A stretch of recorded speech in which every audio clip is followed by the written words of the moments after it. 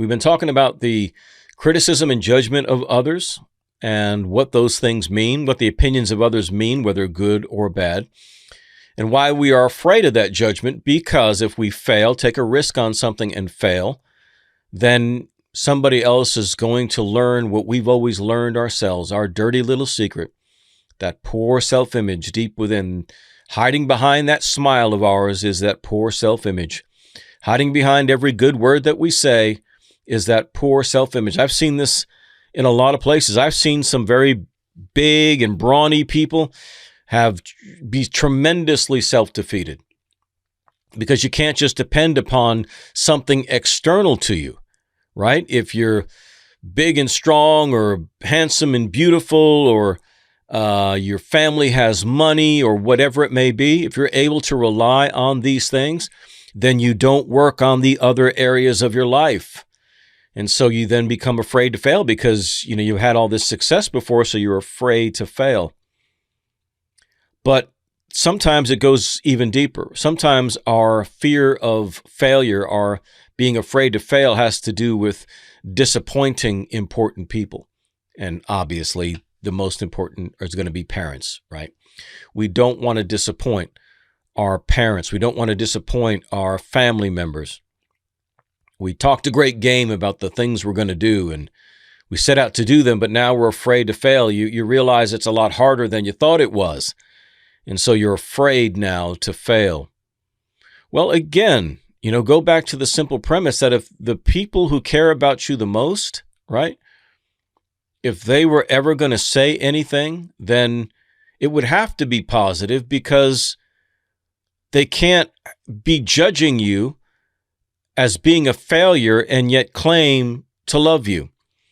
Because it doesn't matter what my kids would ever try. I'm going to love them, and I'm going to build them up, and I'm going to support them, and I'm going to do everything I can to help them. And if they decide to quit and go do something else, then I'm going to support them in that too, whatever it takes. If there's counsel I need to offer, certainly I'll offer it. But the worst thing that I could do is do anything to damage that heart, right? That vision, that self-belief. I used to say for years that the most important thing that I have is my vision, the vision of my heart, because that's where the strength is. Because I don't have the physical prowess. I don't have all the material things. I'm not born, from a family of notoriety. I don't have any of those things. So I never relied on them. So instead, I developed my abilities. I made a commitment to myself early on that I would maximize what I could do. And then I eventually added to that, maximizing who I was as a person.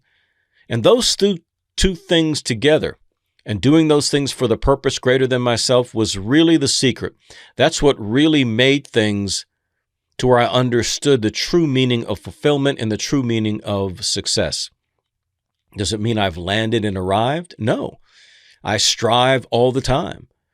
But I'm at peace with that. I'm at peace or at rest with the fact that no matter what I do, if I have to change and do something else, the same setup, the same premise is there. That it's the vision of my heart, right? That it's my commitment to be sound throughout. And that at this point in life, that's what I want to fulfill. It's not to try and please family members. It's not any of that. I understand the motive. I get it, but you got to grow out of that. You can't be worried about trying to please somebody. You can't be worried about trying to maintain the family name or do as well as a sibling did. No, you only have a duty to yourself. You only have an obligation to yourself. That's all that's important. That's all that means anything. Because you came into this world alone, you will leave this world alone. Yes, there's people around you, but ultimately you're alone. Ultimately, you're the one who truly knows how you feel, truly knows the price that you paid, and truly knows the value of achieving those things that you want.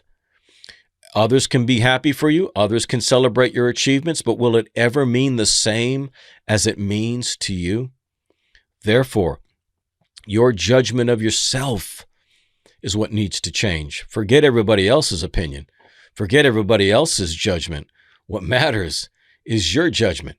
But that judgment has to be based on a value system that is sound. An unsound value system will say, you failed, you're a loser, give up, stop it, you're a jerk, right? We don't want that. Now, we want something that says, again, like a mechanic or an inventor or someone with an experiment, you have to look at it that way to say, no matter what I do, I'm not where I need to be. I'm not where I want to be, right? I haven't arrived yet. Haven't achieved all my goals. I'm going to work towards it. I'm going to try some new things and I may fail. And if I fail, I'm going to learn from that.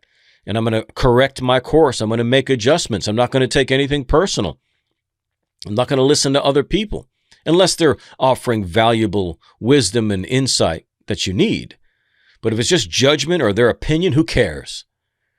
What matters is that you can correct your own course, you can make the adjustments that you need, and you can keep moving forward to succeed and never be impeded by self-defeat and never be impeded by a fear of the judgment of others. Can you dig that? I hope you can.